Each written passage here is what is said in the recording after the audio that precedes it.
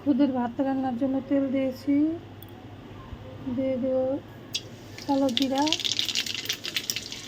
এখানে খুদ ধুয়ে রেখেছি, ভিজিয়ে রেখেছি। দেবো একটু পেঁয়াজ, লঙ্কা কুচি,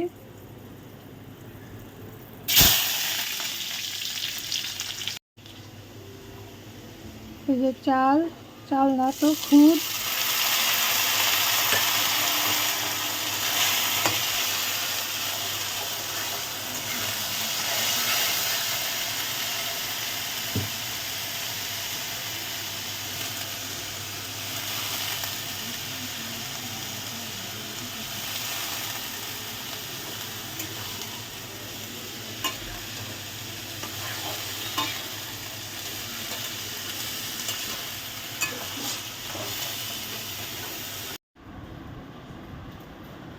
খুদের ভাত হয়ে গেছে।